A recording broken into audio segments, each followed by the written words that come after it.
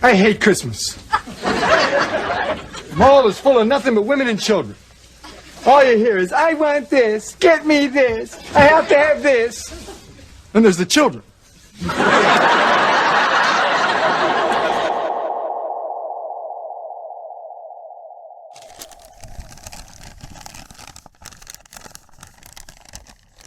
Oh, it's the start of Chip Miss.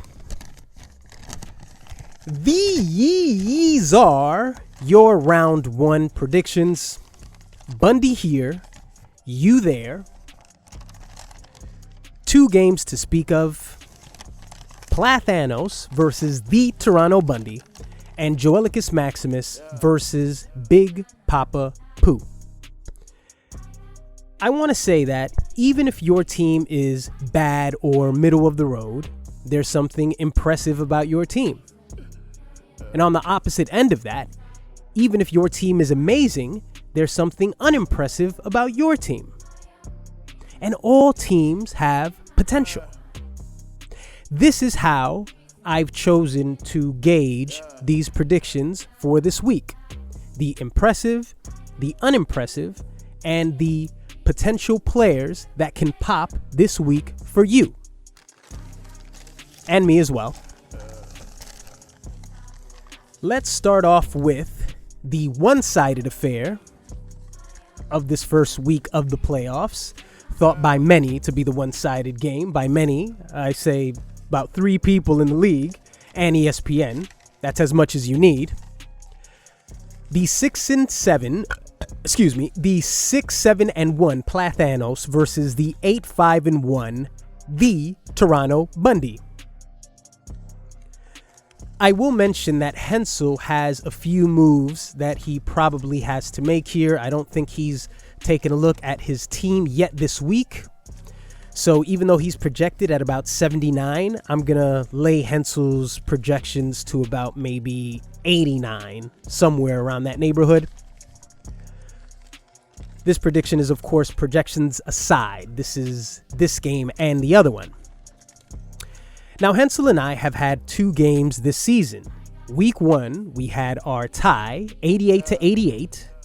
And week 9, I defeated him 107-81. Let's get to the impressive aspects of Hensel's team. David Montgomery has 5 touchdowns since the week 9 bye. Tony Pollard has 49 points in his last 4 games, including 3 touchdowns. And over the last 2 weeks, Evan Ingram has just woken up out of nowhere after having no touchdowns the entire season, wakes up, has 35 points over the last 2 weeks, including 3 touchdowns. The unimpressive Najee Harris, 28 points over the last month with just 1 touchdown. And the bad part about that is Najee gets carries, 12, 15, 16, and 12 over the past 4 weeks. If we're discussing Hensel's potential, Hensel is different from other teams. We all know this because he is the second to last scoring team in the league. I believe he had how much? Hensel scored 1,009 points, 3 points ahead of Zach Wilson, but that's most likely because Zach Wilson decided to sit his players the last 2 weeks. He could have gotten a lot more points than that. So in my mind, Hensel is or was supposed to be the last in the scoring totals. So this is a bit different for Hensel as I see potential in other players. Hensel's team operates, I think, out of a B-level system, meaning there are no big-time players on his team. Of course, he had Nick Chubb. He got hurt in that tragic injury earlier this year. But when you look at David Montgomery, even though I mentioned that he is impressive, David Montgomery, it's just a bunch of 10s, 11s. Same with Tony Pollard, who in the real world has been deemed a bit of a disappointment. Chris Olave is his number one receiver. Chris Olave would be a wide receiver 2 on most teams. Hensel is the only team in the playoffs that doesn't have a wide receiver 1. Of course, your best wide receiver literally becomes your wide receiver 1, but from a fantasy perspective, he has no receivers who end up in the top 15, the top 10 in receiving consistently every week. So when we talk about potential, in my mind, the potential for Hensel's team is David Montgomery getting goal line opportunities. That's the potential where he really has to hurt me. Outside of that, you're looking at a matchup with Russell Wilson versus Russell Wilson versus the Detroit defense. Now, the Detroit defense, along with the offense, has been falling apart completely. But since the Week 9 bye, Russell Wilson, who Hensel is choosing to start over Trevor Lawrence, who's been injured, and Trevor Lawrence is going up against the Baltimore Ravens, so I don't blame Hensel for not starting him. I don't think that this is one of the moves that Hensel hasn't made yet. I think he is starting Russell Wilson, and most of us would probably say that's the better choice to make at this point because they're going up against a weaker defense and Russell Wilson isn't injured at the moment. There's always the potential of Russell Wilson getting a few yards on the ground. I mean, he had 44 yards on the ground and I believe a touchdown 2 weeks ago. He had 15 points total, but he doesn't pop above 20 points. So he's kind of similar to Trevor Lawrence in the previous weeks with Hensel, where Hensel was never able to amass a total over 100. Hensel's greatest performance this year was 104 points a couple of weeks ago versus, was it Pedro? Or not that it matters. I just want to see his totals. His best performance was 104 points, and that's because he got 24 points from Trevor Lawrence that week. The week before that, he had 31 points. So monster performances, and 24 isn't necessarily monster, but big performances at the quarterback position have gotten Hensel across that 100-point threshold. But he doesn't get that far after that. I think Hensel's average in the year is about 79. I don't know math that well, but I'm pretty sure that's below the league average. I would assume that the league average would be somewhere in the 80s, somewhere in the high 80s, since most of us at the top are about 97, 94 or something, then, I'd assume it's somewhere in the 80s. Somebody do the math if they give a shit. So over to the other side, of course, I have Josh Allen. I'm not going to go through the impressive and the impressive. I know my team, okay? I'm telling you about your team. Of course, I have Josh Allen. He is the impressive aspect of my team. He is the number one quarterback. He's been tearing the league up. Joe Mixon, who has seen second life here with Jake Browning, surprisingly. DK Metcalf over the past few weeks has woken up. He's done something. And the trade acquiring Rachaad White, who in my mind is my RB1. Is he necessarily a RB1? No, but he's an RB1 on this team, right? He's got 16 points against Carolina in week 13, 19 this week against the Atlanta Falcons. And the unimpressive is Austin Ekeler, who is playing tonight against the Raiders. Now, here's what I want to say about Ekeler. We all know that this year he hasn't lived up to the potential that he was supposed to live up to. He was supposed to be a top 5 running back. I haven't had any luck with these lottery picks. Thank God I won't have one next year. He hasn't lived up to his potential, maybe because he's injured or the Chargers' offensive system has completely fallen apart. Now, with the injury to Justin Herbert, I don't fear anything about Austin Ekeler because I've already experienced those 4-point weeks. Week 11, 4 points against the Green Bay Packers. The next week, 4 points against the Ravens. The week after that, 1 point against the New England Patriots. 15 this week against the Denver Broncos, who apparently have a soft running game. But I don't fear what's to come tonight with, Easton Stick is the quarterback? With Keenan Allen out, who else are the Chargers supposed to throw to? And I say throw because I don't think he's going to get it done on the ground. Eckler's got to get one of those, 30 yards, he gets some yak. That's how I'm going to eat. That's how it's going to happen. And as far as the potential for my team, I'd say the potential player is Austin Eckler. That's all I can say. If Eckler goes off tonight with 15 to 20 points, I'd be very frightened if I was Hensel, because I don't think that's going to be my best performance out of the slots this week. I don't think 20 points is going to be my best with Josh Allen going up against the Dallas Cowboys. I think that's going to be a shootout. Now, I've said this only one time and I was correct. Don't remember what game it was. It was about a month ago when I said I think that game's going to be a shootout, and I see shootout with the Buffalo Bills against the Dallas Cowboys. So I've said all of this to say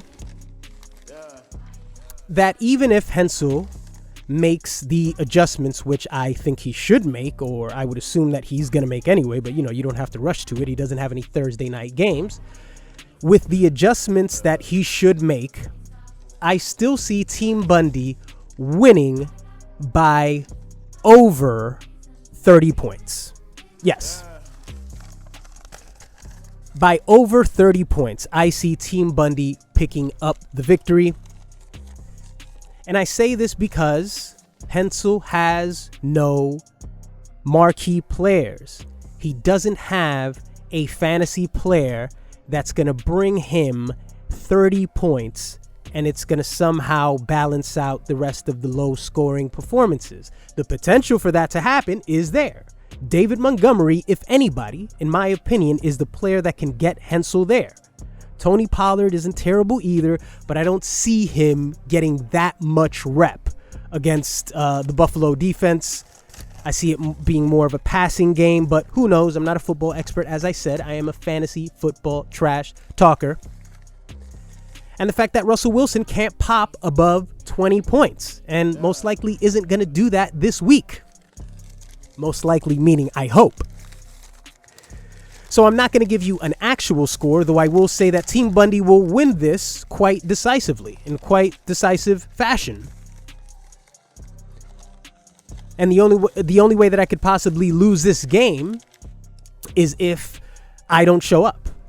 This is going to have to be one of those victories where it's more my loss than Hensel's victory. Do I see Hensel getting over 100 points? No. Maybe he'll hover around the mid 80s and possibly he can hit that 90. It's possible, but his average is 79. And if he doesn't get that big quarterback game, where are the points going to come from? As far as defenses, I want to say that I picked up the Titans defense because there's a possibility that CJ Stroud doesn't play. And if CJ Stroud doesn't play, I might exercise my right to use that Titans defense. At the moment, I have the Rams defense going against the Washington offense. I'm not too sure about that. Of course, there's always the option to pick up the Chargers defense tonight and get 27 points like J-Ray against a weak Raiders offense that might not feature Josh Jacobs. It's a thought. But that is the game. I will move on. Hensel, I will not apologize about this. Once I beat you, I won't apologize. I apologized because I had predicted you to not make the playoffs. You got together two significant victories against Ed and against Pedro. That's what playoff teams do. Playoff teams beat bad teams. That's how you're going to make the playoffs. Unfortunately for Hensel, all he really did was beat bad teams. That's how he got here. In week 3, he defeated Ed. In week 4, he defeated Pedro. And again, in week 11, he beat Ed, and week 12, he beat Pedro. So those were 4 of his victories. The other victories coming against the Commish And wow, look at that. All of Hensel's victories came against non-playoff teams. That's important. That's important. I mean, I wouldn't say that Ricky O and Pork Chop Express were bad teams because they scored, somewhere in the middle. But it's interesting that Hensel's victories all came against non-playoff teams. It just goes to show you. It just goes to show that you can make the playoffs just as long as you beat the mediocre teams. But Team Bundy is not a mediocre team, and we will prevail. Maybe I'll give you a final score by the end of the game. I don't know. Maybe it sounds a little silly to say by 30 points. Who knows? But I will beat Hensel quite decisively. We move on to the game that most would consider the more competitive game, and that is the 6-8 Joelicus Maximus versus the 9-5 Big Papa Poop. So let's mention the before that, let's talk about their matchups this year. So they faced each other 2 times, Jay winning both of those games 99-67, and the other he won 127-88. That was in week 10.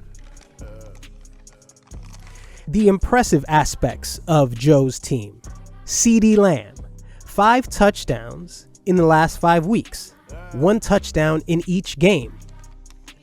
Derrick Henry, 6 touchdowns in the last 3 games, 2 touchdowns in each, 2 against the Panthers, 2 against the Colts, and 2 against the Miami Dolphins. And how could we forget the best trade of the season, kind of a boring trade, I admit. Michael Pittman Jr., 37 points in the last 3 weeks, 200-yard games, and 1 game with 95 yards. So let's just round it off to the nearest 100, right? So that's 300-yard games for Michael Pittman Jr. in the last 3 weeks. He is on fire. The unimpressive Sam Howell. And I say Sam Howell because in relation to Dak Prescott, Sam Howell is very unimpressive, and he's been unimpressive by the standards of playoff quarterbacks, I guess you could say. Sam Howell in week 10 scored 23 points against the Seahawks. Good game there. But after that, 17 points versus the Giants, 17 versus the Cowboys, 19 against the Dolphins. Then they had a bye, and this week he will face the Rams, who are the 28th ranked team against quarterbacks. The potential for Joe. The potential for Joe is Devin Achane. That's where it's at. But Devin Achane is against the Jets. But the Jets are the 22nd ranked team against the run. You can run on the Jets, you just can't pass on them, right? The potential for Devin Achane to go off for another 20-something point performance is there. Even if it's against the Jets, the Dolphins can open up all sorts of possibilities with that little demon, Tyreek Hill, who's Andy's entire team. Of course, there's a chance that Tyreek Hill doesn't play because of the injury he had during the Thursday night game. But let's see what happens. That's the impressive, the unimpressive, and the potential for Joe. Now, let's move on to Jay. Dak fucking Prescott. Okay? Dak Prescott, since their Week 7 bye, has 182 fantasy points. He is the 3rd-ranked quarterback. Josh Allen is still number 1. 11 touchdowns over the past month. 11 touchdowns over the past month. 0 interceptions. 1 fumble. 0 interceptions. You hear that, Josh Allen? 0. Alvin Kamara, 44 points since their Week 11 bye. 44 points. The unimpressive Zach Moss. Sorry, Jay. Zach Moss, over the past 3 weeks, has gotten 8 carries, 19 carries, 13 carries, 15 total points. And as I said before, the the Detroit Lions offense has fallen apart, and Amon St. Brown has followed suit with that versus the Denver Broncos this week, who are the 8th ranked team versus wide receivers.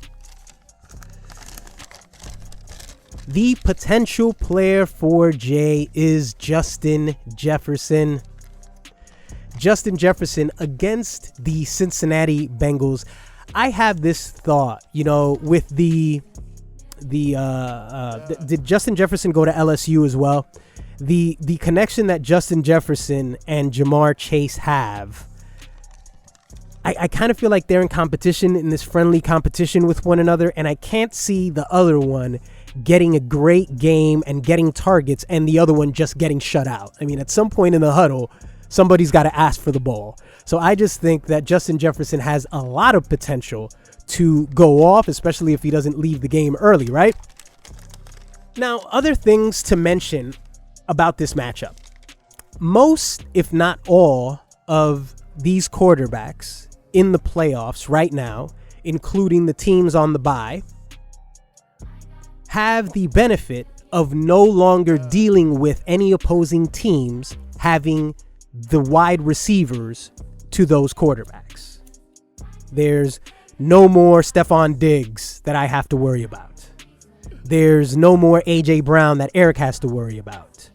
Andy doesn't have to worry about Travis Kelce, and so on and so forth. With exception to Jay, who in this first round matchup has to deal with C.D. Lamb on the other side. Now, this wasn't a problem for Jay in his last game versus Joe. I think C.D. Lamb had about 20-something points. Dak Prescott had about 38. And as I told you, Jay had 127 points to about 88 points. So that wasn't a problem there. But this is the playoffs. You never know what could happen. And in my mind, I'm thinking, say it's not a shootout, the Buffalo Bills versus the Dallas Cowboys. If it's not a shootout, who takes a bigger hit by having a low-scoring game on either side? And I think Jay takes the bigger hit because Dak Prescott has had such big point totals over the past month or so. I mean, like these 30s that he's putting up, Jay's depended on those points. And I think if it's not a shootout, which I don't think it is, this is just me, speaking hypothetically. If it's not a shootout, I think it hurts Jay more to not have a big game from his quarterback than it does for Joe to not get a big game from one of his wide receivers, be it his best wide receiver, his wide receiver one. Now, speaking of wide receivers, Jay has the best wide receiver core in the fantasy league, right? Now, one thing that I didn't mention, with that fantasy core, I didn't mention beyond. I'm sorry, I just completely skipped over another unimpressive aspect, and probably the most noteworthy one is Davante Adams. Here's a stat that's gonna fuck your Thursday up. Since week 10, when Dro traded Davante Adams to Jay, I want you to listen to this. Listen to the papers. Since week 10, since the trade, Davante Adams has scored in 4 games, including a bye, I believe, has scored 34 points for Jay. Davante Adams' best game came in week 3, where he scored 29 points, 13 catches, 172 yards, 2 touchdowns. Over the last 4 weeks, he's got 34 points. His ceiling was 29. When you get someone for a trade, you look at stats like that, and then you look back and say, well, I guess he got rid of that Calvin Ridley, who would have never put any sort of numbers up. But again, Jay has the best wide receiver core, and the potential for his team to just go off is greater than Joe's in this particular week, in my opinion, having a lot more green matchups than Joe. Alvin Kamara against the 27th ranked team against the run, Moss against the 23rd team against the run, Devontae Adams against the 30th team against the run, and Justin Jefferson against the 22nd team against wide receivers. Did I say Devontae Adams against the run? A liability on Jason's team is Kyle Pitts. Kyle Pitts is a liability. He's not going to do anything. Kyle Pitts can get lucky with his 50-something yards and his touchdown. You know, if there's a tight end matchup here, that's advantage Joe because he's got George Kittle. My opinion on who's going to win this game, I think Jason's going to win this game. I think Jason is going to win this game because his matchups are better, because he has the quarterback that's going to pull the strings, and CeeDee Lamb is the puppet. He's the puppet. What happens if CeeDee Lamb doesn't have a big game? What if it's Michael Gallup? What if it's, I don't know, whatever wide receivers that the Dallas Cowboys have? I don't know. If he doesn't have a big game and Dak Prescott throws 2 to 3 touchdowns, advantage Jason.